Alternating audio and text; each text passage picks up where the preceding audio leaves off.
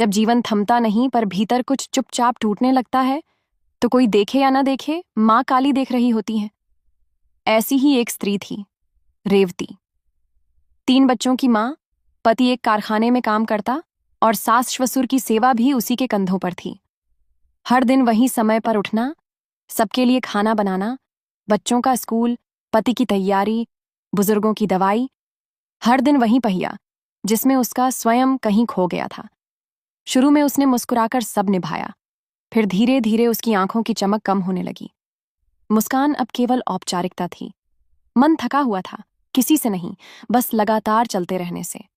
किसी दिन बस एक कोना देख वो चुपचाप बैठ जाती और माँ काली की मूर्ति को ताकती रहती, बिना शब्दों के।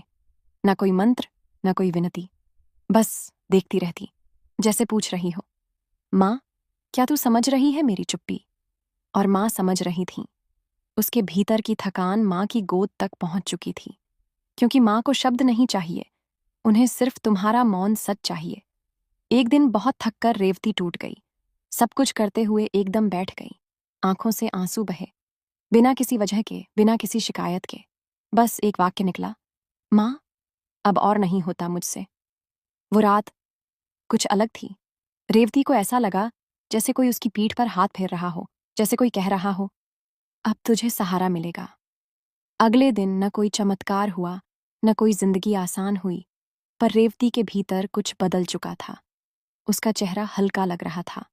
वो काम वही कर रही थी, पर अब कोई बोझ नहीं था। क्यों? क्योंकि जब तुम माँ से टूटकर कह देते हो, अब मुझसे नहीं होगा, तो माँ कहती हैं, अब मैं संभालूंगी। माँ काली बाहर की दुनिया नहीं बदलती हमेशा, वो तुम्हारे भीतर की शक्ति को जगा देती है। रेवती को अब अपनी थकान पर शर्म नहीं थी। वो जानती थी कि माँ जानती है, थकान कमजोरी नहीं, बल्कि भीतर के संघर्ष की गवाही है।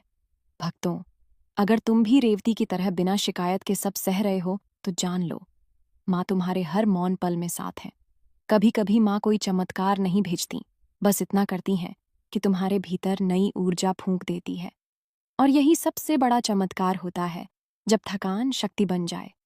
माँ काली की भक्ति का मतलब यही तो है, तोड़ने नहीं आती माँ, जोड़ने आती है। रेवती की जिंदगी में कुछ बदला नहीं था। न जिम्मेदारियां कम हुई थीं, न थकावट के मौके घटे थे, पर अब वो पहले जैसी नहीं रही। अब जब वो थकती थी, तो माँ काली की मूर्ति की ओर देख मुस्कुरा देती थी, माँ, आज थोड़ा और संभाल लेना। और माँ हर बार संभाल लेती। रेवती को समझ आने लगा था कि माँ काली कोई दूर की देवी नहीं, बल्कि उसके भीतर की एक शक्ति है, जो चुपचाप उसके हर संघर्ष में साथ चल रही थी। पहले वो अकेली महसूस करती थी, अब उसे लगता था जैसे हर काम में माँ उसके हाथ में हाथ डाले खड़ी है। सबको खाना परोसते हुए जब थकान सिर तक चढ़ आती, वो बस एक गहरी सांस लेती और माँ का नाम मन ही मन दोहरा लेती।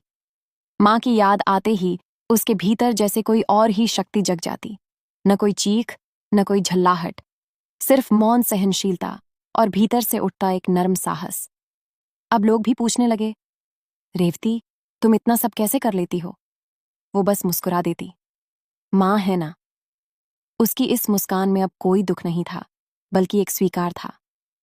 भक्तों, जब हम माँ काली के सामने अपना दर्द सच में रख देते हैं, बिना बनावटी शब्दों के, तो माँ हमारी आत्मा तक उतर आती है।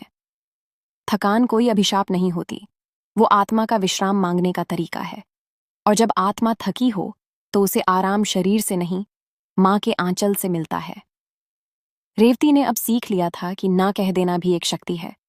उसने बिना अपराध बोध के कभी कभी आराम करना शुरू किया। माँ की मूर्ति के पास बैठ जाना अब उसका ध्यान बन चुका था। वो आंखें मूंद लेती, कुछ न कहती, पर मन कहता जाता, माँ, आज बस तू सुन ले। और माँ सुनती थी, हर आंसू को, हर सोच को, हर उस क्षण को जब रेवती खुद से लड़ रही होती। एक दिन उसके बेटे ने आकर कहा, माँ, मैं भी माँ काली से बात कर लिया करूं क्या? रेवती की आंखें भर आईं।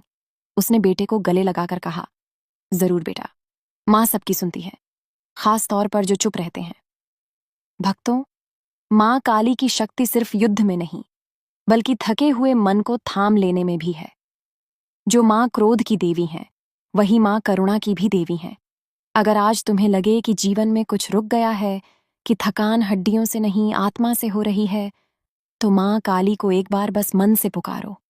न मंत्र चाहिए, न फूल, न दीप, बस एक सच्चा मौन, एक थका हुआ माँ। और देखो कैसे भीतर की थकान एक दिन शक्ति में बदल जाती है।